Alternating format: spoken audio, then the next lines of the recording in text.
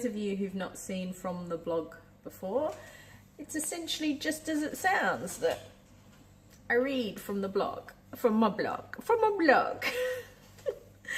So today's post is about socialisation and home education, and it's actually called Socialisation, Why I'm Not Concerned. And I'm not, really, which probably comes across as blasé, but after 19 years of home education and seeing that there's nothing to worry about, I'm not concerned. Oh dear. So perhaps I can be blasé because I'm at a different end of it. So here we go, from the blog. Let's face it, if I was to survey a random group of home educators about the questions they most get asked, socialisation would rank somewhere in the top 5. For me, it is usually the top 2. And while it can get boring and lead me to zone out to a magical place filled with fluffy clouds and unicorns, it can be a quite important one to address. For every person we take the time to articulate why we're not concerned, there is one less person perpetuating the myths. Primary socialisation is the process where an infant or child learns to adapt to the cultural norms of the society they live in, so they can grow up to function as contributing members of that society. The members of that society take on values, customs, beliefs, norms and ideas that the culture they live in hold dear. It isn't just a process for the young, but it is one that we are all undergoing daily. Socialisation is a lifelong process. It never stops. Secondary socialisation happens in smaller groups. These smaller groups are a reflection of society at large. That being the case, I have put together some reasons why I'm not terribly concerned about socialisation when it comes to my own children. Parents first. Across every culture, the first people to impact their child's development and learning are the parents. Parents are where a child primarily learns to understand the culture they live in and how they fit within it. It is the parents' responsibility to teach their children how to function in the world around them. Sorry, I'm patting the dog. This may include values, manners, dealing with societal norms, expectations, cultural celebrations, social mores, and of course, socially acceptable behaviours, etc. Essentially, it is the job of the parent to prepare the child to live within the society they have brought the child into. Somewhere along the way, we have made the state responsible for the socialisation of our children in the form of schools. How do I know that? Because of how people react when you tell them your kids aren't going to school. People usually ask, but how will they learn to socialise? They have made people external to the home responsible for teaching our children how to live in the world we have brought them into. Society has begun to think of socialisation in terms of how they will learn to make friends, deal with bullies, or get on with people. We are doing our children a disservice if that's all we think socialisation is. It is a much broader and richer process. Kids bringing up kids. I have a real problem with society's view that the most acceptable form of secondary socialisation is the small group of peers that kids interact with at school on a daily basis. Now please hear me right. I think it is important for children to form solid friendships. I think it is important for them to spend time with their friends and to participate in age-appropriate activities, to become independent as they get older, to hang out, have fun, do crazy things and have good mates. I also think it's important for children to have to work with kids they don't like in group settings and to know how to handle themselves with a bully or someone pressuring them to do something they don't want to do. But I don't think it's their peers' job to teach those things. Why? Because those peers aren't fully socialised themselves. They too are learning how to get on in the world, what values are right, how to behave in a socially acceptable manner, how to build resilience, how to say no, learning about who they are, learning society's norms and mores. They are still often wrestling with self-esteem or identity themselves. They too are on a huge learning curve.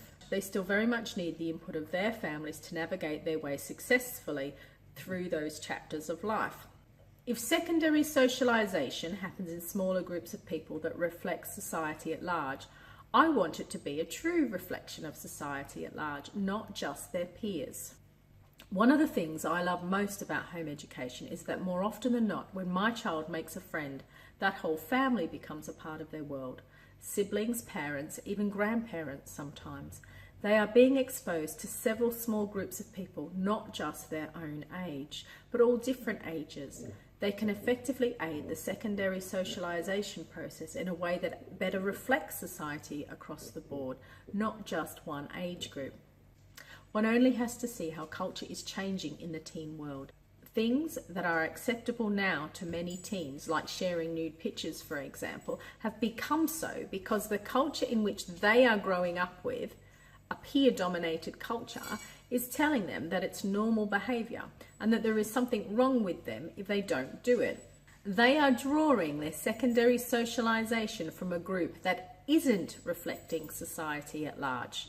I bet if you were to ask their grandparents and parents about whether it is a socially acceptable behaviour for kids and teens to be sharing nude pictures of themselves, they would be horrified. It is not a socially acceptable behaviour, it is a peer acceptable behaviour. But the more it continues, the more socially acceptable it becomes. Whether your kids are at home or at school, please, please, please don't take your hands off where socialisation is concerned. Keep being the loudest voice in your child's life and keep building in those skills to help them cope, to contribute well in the world at large. The myth of home ed utopia. As I read through comments at the end of online articles or speak to people, there seems to be an underlying assumption that home ed land is some kind of perfect utopia where everyone gets along, parents have wings and children wear halos, where nothing bad ever happens and kittens and puppies are kings. How can kids ever learn anything about the real world? This, my friend, is not always the case. But it was never going to be. Wherever there are people, there are problems.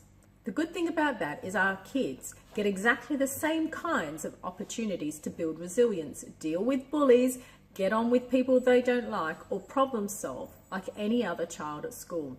But we are more hands-on with that process. Because we often access the same groups and activities, sometimes the kids do come across others that they don't get on with, but they still have to learn the necessary skills of how to do it.